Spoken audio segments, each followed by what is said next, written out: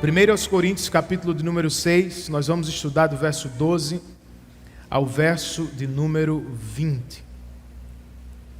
Por diversas razões, Kevin é atualmente o meu personagem favorito de This Is Us, um seriado norte-americano. No entanto, quanto mais eu e Sabrina nos aproximamos do fim, mais eu tenho dó dele. Por uma razão: Kevin não consegue formar família. Ele quer, ele tenta mais de uma vez, mas simplesmente não consegue. Em uma das cenas mais tristes que assisti recentemente, depois de ver o cunhado chegar do trabalho, beijar a esposa e brincar com os filhos, Kevin diz à irmã: meus filhos nunca terão isso. Eu jamais estarei lá para eles. E sua irmã, querendo confortá-lo, responde: então vocês terão que aprender. Pois esta situação se tornou normal nos nossos dias. Normal para quem, gente? Kevin sabe que não é normal. Sua irmã vai descobrir já já que não é normal. Pais e filhos que vivem separados sabem na pele que não é normal. Pode ser real, e eu sinto muito por isso, mas não é normal. Seja como for, de onde veio esta situação real? Como foi que ela nasceu? É óbvio que há muitas respostas. Mas no caso de Kevin, viver separado dos filhos nasceu do que se chama hoje de sexo casual. O que significa ter sexo sem relacionamento, ter sexo sem compromisso, ter sexo sem exclusividade. Segundo as regras do jogo, você não pode se envolver emocionalmente com a outra pessoa. Você precisa tratar o sexo não como uma expressão corporal de quem é, mas apenas como um instrumento de prazer e recreação. E sabe qual é a ironia, gente? Os jovens se entregam ao sexo casual pensando que estão se rebelando contra a cultura adulta. Só que, na verdade, eles estão seguindo exatamente o script da cultura adulta. Eles caíram no conto do vendedor, da escola secundarista, da faculdade, do trabalho, do cinema. A rebelião real dos nossos dias, portanto, não é o sexo casual. Isso é o que todo mundo faz.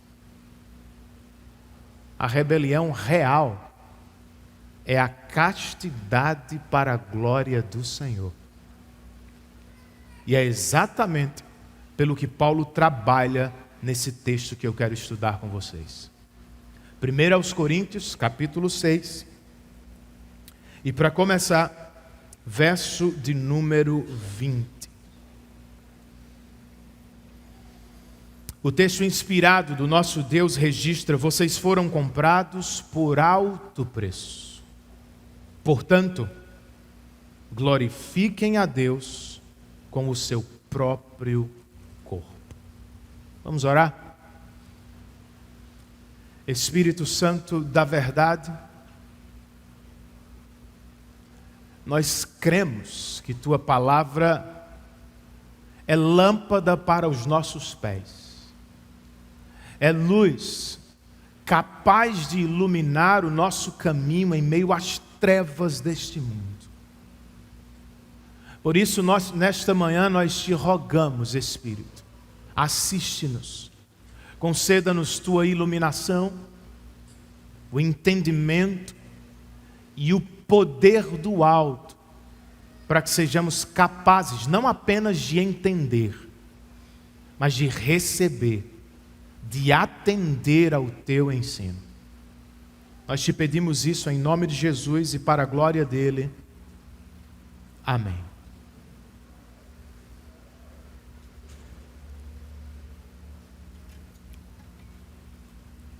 Corinto, nos dias do apóstolo Paulo, era considerada uma das cidades mais imorais de todo o Império Romano. Sabiam disso?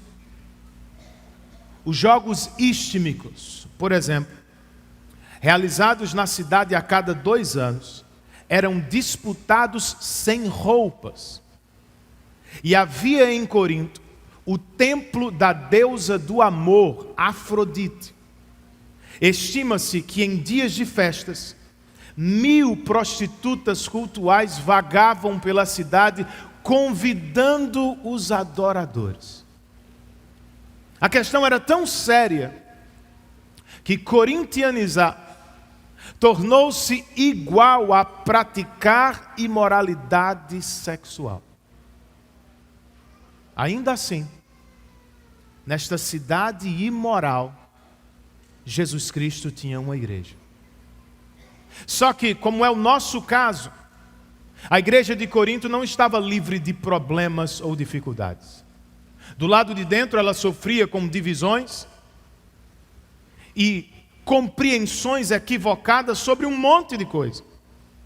Do lado de fora, ela sofria com as tentações sexuais, que em parte, segundo o doutor Augusto Nicodemos, surgiam do dualismo clássico dos gregos. Valorizava-se demasiadamente a alma ou o interior e desprezava-se demasiadamente o corpo ou o exterior. Por isso, no capítulo 7, alguns crentes não querem casar, pois eles entendiam que o sexo era parte do reino inferior. Por isso também, muitos crentes no capítulo 6 se entregavam ao sexo casual, pois pensavam, Deus não se importa com o que fazemos no corpo. Será que não? Portanto, nós lemos, glorifiquem a Deus com o seu próprio corpo. Essa é a resposta bíblica à ideia mundana de sexo casual. Se nós queremos levar Deus a sério, irmãos, se nós queremos levar sua palavra a sério, nós precisamos lutar para glorificar o seu nome, não só com a mente, mas também com o corpo. A pergunta desta manhã é: como glorificar a Deus com o corpo em um mundo que o despreza de várias maneiras? De acordo com esta porção, se queremos glorificar a Deus com o corpo, nós precisamos lembrar, em primeiro lugar, que o corpo é para Deus. O corpo existe para a glória de Deus. Verso 12. Volte os seus olhos para o texto comigo. O apóstolo Paulo escreve: tudo me é permitido, mas nem tudo convém. Tudo me é permitido, mas eu não deixarei que nada me domine. Tudo me é permitido. A expressão está entre aspas na sua Bíblia também. Sabe por quê? Porque era um slogan bem conhecido dos coríntios. Nós não sabemos ao certo de onde ele veio, o que não é tão importante. O importante mesmo é saber que os crentes de Corinto se utilizavam dele para expressar sua liberdade em Cristo. Diziam: tudo me é permitido. Tudo mesmo? A resposta de Paulo tem 2 partes. Tudo me é permitido, mas nem tudo convém. Essa é a qualificação da liberdade em Cristo. Será proveitoso ou danoso para mim e para os outros. Segundo, tudo me é permitido, mas eu não deixarei que nada me domine. É um lembrete, irmãos, que a liberdade cristã tem limite. E se o crente se exceder, veja que Paulo se inclui aqui. Pode ser até um apóstolo. Ele corre o perigo de ser escravizado outra vez por uma liberdade que não convém. De que liberdade estamos falando? Versos 13 e 14. O texto nos diz: os alimentos foram feitos para o estômago e o estômago para os alimentos, mas Deus destruirá ambos. O corpo, porém, não é para a imoralidade, mas para o Senhor, e o Senhor para o corpo. Por seu poder, Deus ressuscitou o Senhor e também nos ressuscitará. Os alimentos foram feitos para o estômago e o estômago foi feito para os alimentos. É outro slogan, equivocadamente empregado pelos coríntios. Onde está o erro, irmãos? Na comparação. Influenciados de novo pelo dualismo grego, eles pensavam, assim como o alimento é feito para o estômago, o corpo deve ser feito para o sexo. Quem disse? Para Paulo, sob a inspiração do Espírito, e para toda a Bíblia, o corpo não foi feito para o sexo, muito menos para a imoralidade sexual. O corpo é para o Senhor, assim como o Senhor é para o corpo. E uma prova está aqui, prova do valor que Deus dá ao corpo. Assim como Deus ressuscitou Jesus dentre os mortos, Ele também vai nos ressuscitar no último dia em corpo. Esse ensino é tão revolucionário hoje, irmãos, como foi nos dias do apóstolo. Por quê? Porque até para os pensadores mais materialistas e ateus, o sexo tem se tornado uma religião. Ele é tratado como uma espécie de redenção da humanidade. Se esta vida é tudo o que temos, ensinava Freud, então nossa missão é a satisfação dos apetites sexuais. Se somos apenas animais humanos, dizia Alfred Kinsey, então qualquer comportamento encontrado entre os animais também deveria ser normativo entre os homens. Se o sexo é a salvação dos homens, proclamava Wilhelm, a moralidade cristã é a serpente do nosso Éden. E se o sexo é a matriz da vida humana, ensinava Michel Foucault, então ele é a chave mestra para conhecermos quem somos. Será que eles estão certos? É o ato sexual que define a identidade de alguém? O corpo é meramente um objeto que pode ser usado para qualquer fim. Somos só um animal humano que logo vai desaparecer do mapa. Essa é a cosmovisão, ou seja, é a visão de mundo que tem bombardeado os nossos filhos, gente. E sinceramente, tirá-los da escola não vai protegê-los por completo, por uma razão óbvia. Essa cosmovisão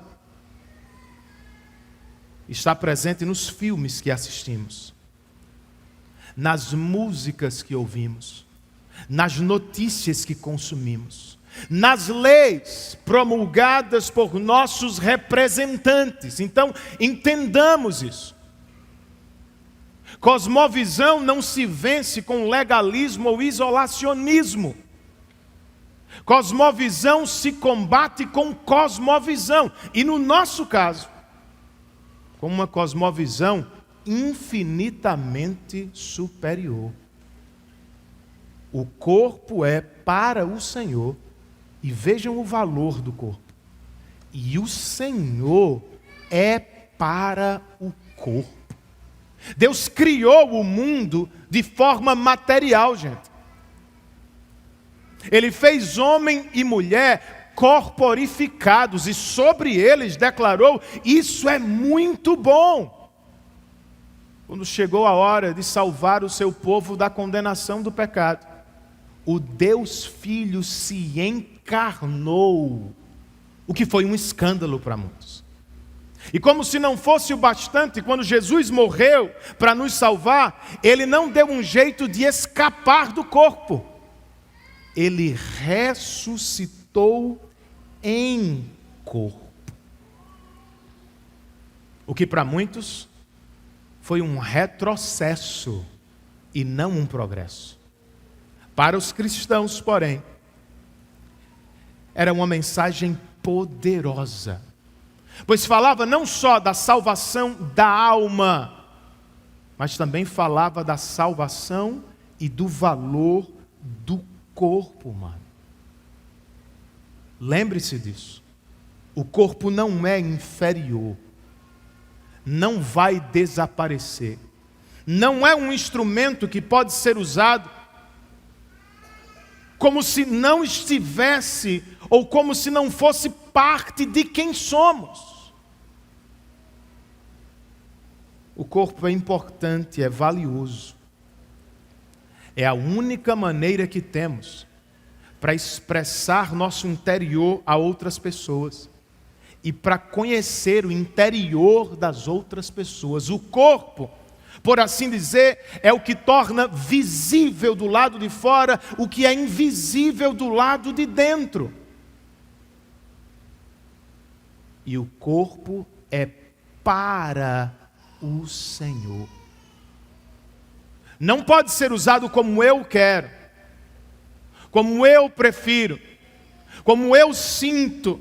Eu sou livre em Cristo, mas se sou crente, preciso lembrar, eu sou livre para pertencer a Cristo. Você é livre em Cristo, mas é livre para não pecar contra Ele. Nosso corpo, portanto, como ensina Paulo, não é para a imoralidade sexual, é para a glória do nosso Deus. Uma autora cristã escreve: o mundo tornou a sexualidade central para a nossa identidade. Mas se a sexualidade fosse nossa principal identidade, também seria o nosso principal chamado. Contudo, nós não fomos feitos para o sexo. Nós fomos feitos para Deus e para a sua glória somente. É no que cremos, não é? O corpo é para o Senhor. O que nos dá identidade não é o ato sexual, é o Deus que nos fez. Nossa alegria não depende do sexo. Nós fomos feitos por Deus e para Deus, e por isso só em Deus nós encontraremos alegria profunda, verdadeira e duradoura. E é por isso, irmãos, que precisamos glorificar a Deus também com o corpo. A pergunta é como? E de acordo com este texto, nós precisamos lembrar, em segundo lugar, que o corpo é membro de Cristo. É o que encontramos no verso de número 15.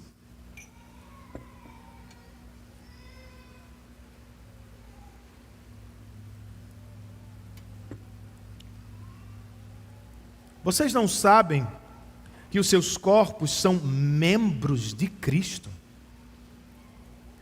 Tomarei eu os membros de Cristo e os unirei a uma prostituta?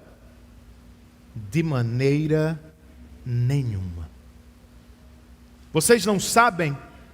É uma pergunta retórica. É claro que os crentes de Corinto já sabem. De quê? Eles sabem, e todos nós devemos saber, que o nosso corpo é membro de Cristo. Veja, neste texto, Paulo não está dizendo que o nosso corpo é membro do corpo de Cristo, da igreja. Expressamente o que ele está dizendo é: o nosso corpo é membro de Cristo. O que indica, irmãos, uma união mística, profunda, íntima, real, não só com a igreja de Cristo, mas com o próprio Cristo. É por isso que ele faz a segunda pergunta retórica. Tomarei eu os membros de Cristo e os unirei a uma prostituta? A palavra prostituta no grego é pornê, de onde vêm as palavras modernas pornô e pornografia.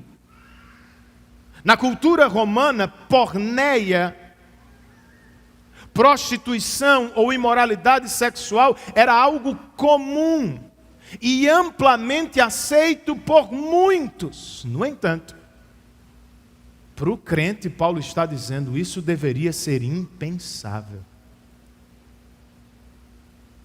Tomarei eu os membros de Cristo e os unirei a uma prostituta? A resposta dele é enfática: de maneira nenhuma.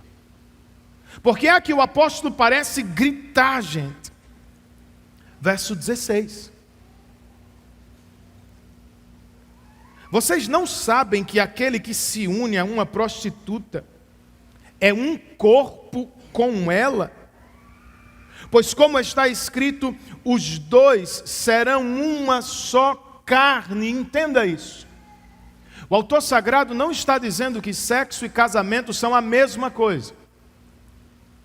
Ao citar o livro de Gênesis, de propósito, ele não menciona uma parte do texto. E deixará o homem pai e mãe. O que indica transferência de autoridade entre uma família e outra. É o que acontece em todo casamento. O que Paulo está sim dizendo é que no sexo, dentro ou fora do casamento, se impõe uma ligação que promete e deseja intimidade. A irmã Laura Winner, professora universitária, traduziu: vocês não sabem que aquele que se une a uma prostituta é um corpo com ela por... Você não sabe que quando dorme com alguém, o seu corpo faz uma promessa, mesmo que você não faça? E o problema é que fora do casamento, essa promessa jamais pode ser cumprida. E por isso, ele completa o seu raciocínio com o verso 17. Mas aquele que se une ao Senhor é um espírito com Ele. Paulo volta ao tema da união mística com Cristo. Por que vamos nos unir a alguém em pecado, se já estamos unidos ao Salvador em santidade? É como se estivesse pregando para aqueles que sofrem com a tentação. Lembrem-se da união com Cristo. Pensem na união com Cristo. Desfrutem da união com Cristo. Ela é infinitamente melhor. Será que é como cremos de verdade, gente? A ideia por trás do sexo casual, de novo, é ter sexo sem relacionamento. Mas será isso possível? A ciência, assim como a Bíblia, acredita que não. A ocitocina, hormônio feminino, é apelidado de hormônio do apego. E a vasopressina, hormônio masculino, é às vezes chamado de a molécula da monogamia. Sabe por quê? Porque ambos são liberados durante a relação sexual. Por isso a doutora Nancy Pearce, daquele livro que citamos no último domingo, escreve: mesmo quando a sua intenção é apenas o sexo casual, a biologia pode ultrapassar sua intenção. Certo, e daí? E daí? Amigo, são destas relações pecaminosas que nascem centenas de problemas nos nossos dias. Diga-me, o que é que fazemos com os filhos do sexo casual? Quem vai amá-los? Quem vai cuidar deles? Ou será que vão se transformar em inimigos, especialmente para as mulheres? Ou vocês não sabem que muitos dos abortos praticados são frutos destas relações pecaminosas? Outra questão: por que é que em muitas faculdades as drogas mais prescritas são anticoncepcionais e antidepressivos? As mulheres se entregam ao sexo casual, às vezes querendo ser iguais aos homens, mas tudo que encontram é frustração e dor. Elas não são amadas como querem ser, jamais serão valorizadas como merecem ser. Quem é que se satisfaz com um troço desse? Até Miley Cyrus sabe disso. Se lembram dela? Em uma entrevista, aquela jovem que se tornou famosa por interpretar Hannah Montana disse: sexo casual é fácil. Você encontra alguém em 5 minutos numa festa. Difícil é encontrar alguém em quem se pode apoiar por toda a vida. Quer outro problema? De tanto lutar para ter sexo sem envolvimento, os jovens e adultos acabam conseguindo. Que ótimo, alguém pode pensar. Que nada, gente.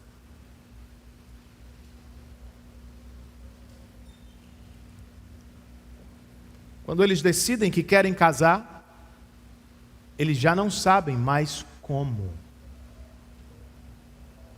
Uma pesquisa recente revela que metade da geração milenial desistiu da ideia do casamento. Desistiu de tentar, ou seja, o sexo casual está desfiando o tecido social. Os jovens sabem ter sexo, mas não sabem formar família. Eles conseguem se encontrar para um momento de recreação, mas de maneira triste, eles ainda dormem sozinhos. O que mais podemos dizer? Adolescente, jovem, solteiro, a internet está mentindo para vocês. Sexo casual não é de graça, tem preço. e às vezes ele é altíssimo. Então tenha juízo, irmão.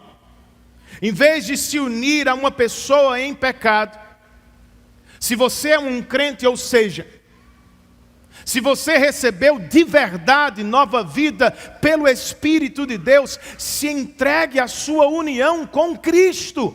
É melhor. Foi por isso que Deus te escolheu antes da fundação do mundo, e não para a imoralidade. Foi por isso que Jesus morreu por você na cruz do Calvário, e não para você viver em imoralidade. Foi por isso que o Espírito nos deu nova vida, enquanto ouvíamos o Evangelho ser pregado, e não para que vivêssemos em imoralidade, irmãos. Leitura da palavra regular, oração, culto público, comunhão nos pequenos grupos, discipulado, missão, são ferramentas poderosas nas mãos do Espírito. Quanto mais fazemos uso delas, mais desfrutamos de união com Cristo. E quanto mais desfrutamos de união com Cristo, mais felizes estaremos nele. E essa é a questão. Pois como diz Piper, a luta contra o pecado não é primeiro contra o pecado. A luta contra o pecado é, antes de qualquer coisa, uma luta por felicidade em Deus. Quanto mais felizes, quanto mais satisfeitos, quanto mais perto estivermos de Cristo, mais longe estaremos do pecado, irmãos. E não é o que queremos. Então que glorifiquemos a Deus com o corpo. Em terceiro e último lugar, de acordo com este texto, nós precisamos lembrar que o corpo é santuário do Espírito.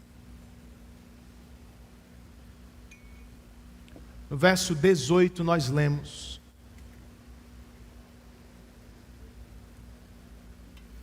fujam da imoralidade sexual. Se o corpo existe para a glória de Deus, e se no corpo se desfruta de união profunda com Cristo, a ordem expressa da Escritura, tão bem exemplificada por José na casa de Potifar, lembra-se dele?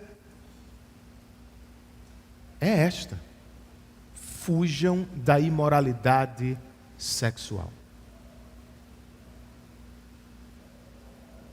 Como? Ou melhor, por que se deve fugir da imoralidade sexual? Verso 18.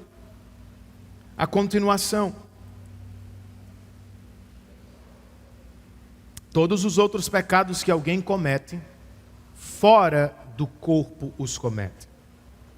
Mas quem peca sexualmente, peca contra o próprio corpo. Como assim? Não há outros pecados que são cometidos contra o corpo? Claro que há. Embriaguez e glutonaria são alguns dos exemplos. Nenhum deles, porém, é mais danoso quanto o pecado sexual em termos de seus efeitos. O que Paulo está defendendo, irmãos, é que alguns efeitos do pecado sexual não serão desfeitos facilmente. Memórias, cicatrizes, traumas poderão nos acompanhar por toda a vida. Por isso Paulo está gritando: fujam da imoralidade sexual. Por que, Renan? Os versos 19 e 20a acrescentam: acaso vocês não sabem que o corpo de vocês é santuário do Espírito Santo que habita em vocês, que lhes foi dado por Deus e que vocês não são de si mesmos? Vocês foram comprados por alto preço. Veja, Em um mundo que desprezava o corpo humano, essa mensagem deve ter caído como uma bomba. O corpo do crente, e não os templos religiosos, é onde o Espírito Santo de Deus habita. Que honra, irmãos! Que valor! Irineu, um dos pais da igreja, por isso chamava os crentes de os templos de Deus no mundo. Some-se a isso a afirmação dupla do apóstolo: vocês não são mais de si mesmos. Vocês foram comprados por alto preço. Se não se lembra, essa é a linguagem do mercado de escravos, que tantas vezes a Bíblia emprega para ilustrar a nossa redenção. Éramos escravos do pecado, mas em Cristo Deus nos comprou para si. E Ele nos marcou como sua propriedade, nos selando com o seu Espírito. Não sei se você vive à luz desta verdade. Mas com Deus nós não temos uma democracia, gente. Nós não temos mais o direito de ir e vir como bem entendemos. Eu não posso fazer com o meu corpo absolutamente tudo o que eu acho que devo fazer.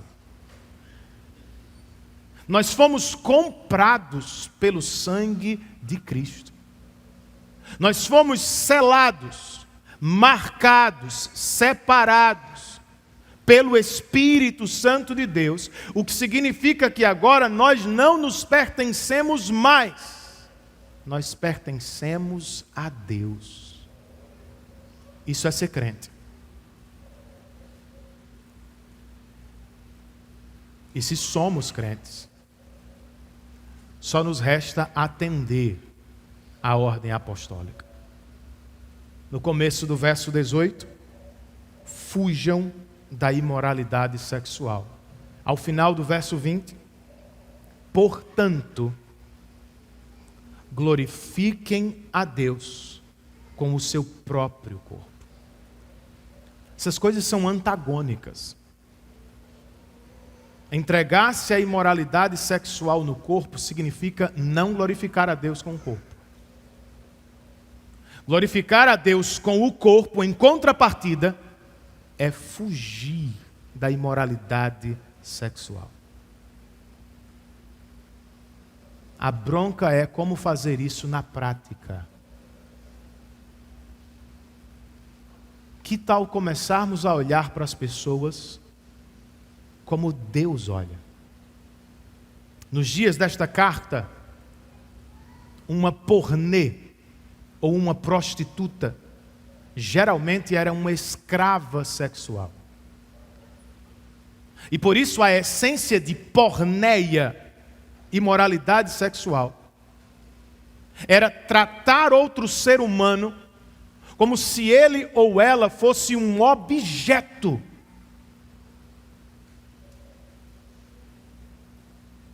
Mas então surge o cristianismo, ensinando aos crentes: o corpo não é para a porneia, o corpo é para o Senhor. O que vocês acham que os primeiros leitores entenderam? O que deveríamos nós entender nesta manhã? No mínimo, que não é aceitável tratar outro ser humano como um objeto sexual. Tampouco deveríamos nos tratar assim, irmãos. Afinal, nós somos membros de Cristo, templos do Espírito Santo de Deus. Vocês sabiam que alguns dos primeiros crentes mártires eram escravos sexuais que declararam sua liberdade em Cristo e por isso morreram? Potamiena foi mergulhada em piche fervente, porque decidiu não mais servir ao seu antigo senhor. Ágata, Luzia e Inês foram torturadas e morreram na prisão, porque decidiram não se entregar a homens como objetos sexuais. Todas elas foram acusadas e condenadas de cristianismo. Um historiador, comentando o episódio, ou os episódios, escreve: o consentimento real era uma raridade. Foi o cristianismo que praticamente inventou o consentimento sexual. E isso deveria nos lembrar que desde o seu início o cristianismo nunca foi tão tradicional. Ele sempre soou muito mais contracultural. Dá para você? Qual é a aplicação óbvia, direta disso?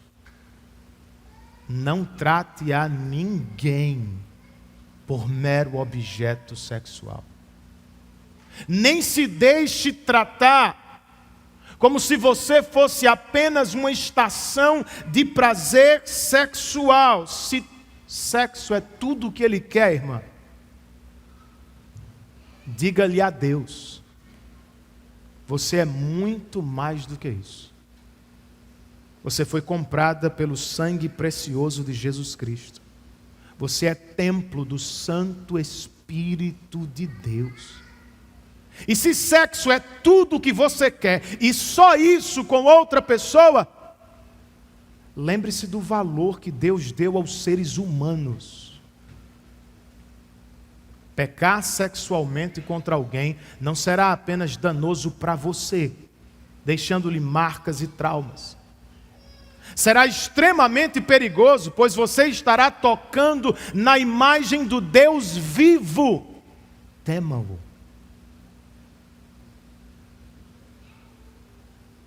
Positivamente falando, se quer glorificar a Deus com o corpo, não só ore, não só fuja da imoralidade sexual. Se você realmente quer glorificar a Deus com o corpo, e pode, case-se para a glória do Senhor. Glorificar a Deus com o corpo, neste contexto, não é ir para a academia e ficar saradão, irmão. Glorificar a Deus com o corpo, em 1 Coríntios, também é casar-se para a glória do nome do Senhor. No verso 9 do capítulo 7 desta mesma carta, o apóstolo Paulo escreve: se não conseguem controlar-se, devem casar-se. Pois é melhor casar-se do que ficar ardendo de paixão ou de desejo. Tradicionalmente nós interpretamos isso de maneira muito negativa.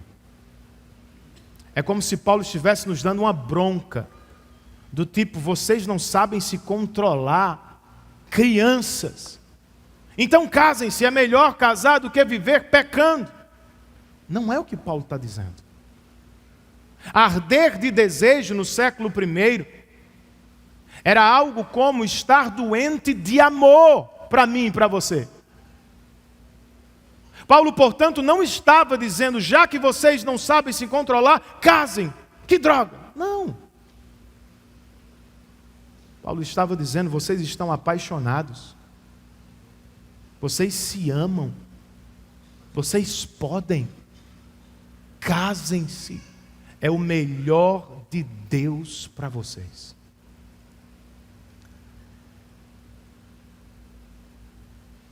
E isso também foi bastante contracultural, gente. Ninguém casava em Roma por amor. As pessoas se casavam por dinheiro e por status. Para prazer sexual se comprava escravos. E aqui surge o cristianismo. Paulo doutrinando um punhado de gente no meio da cidade mais imoral do império. Vocês se gostam, vocês se amam, estão apaixonados, podem casar, vão em frente. isso é para a glória de Deus.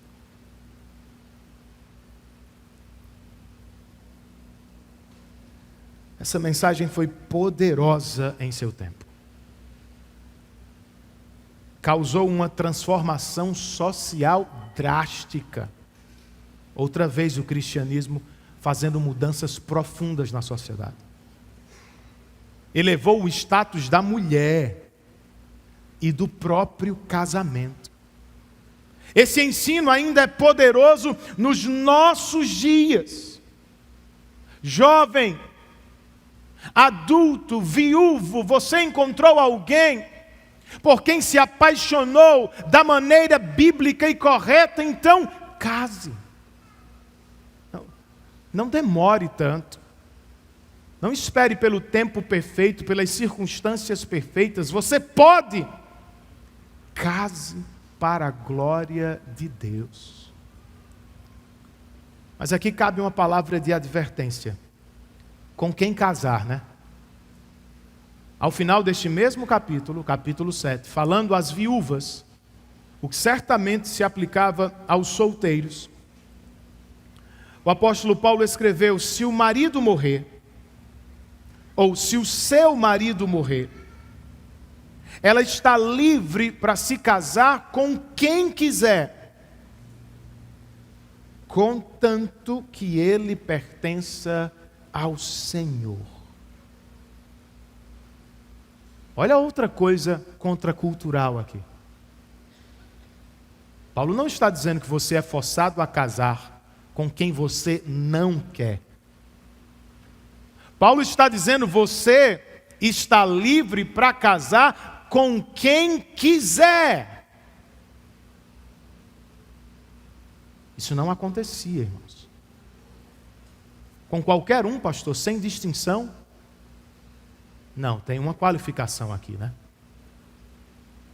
Contanto que ele ou ela pertença ao Senhor. Amigo, seja sábio. Amiga, evite problemas futuros. Creia que Deus sabe mais do que você sobre este assunto e sobre todos os outros. E por se tratar de uma das decisões mais importantes da sua vida, não seja orgulhoso, não a tome sozinho. Ouça os seus pais. Converse com os irmãos.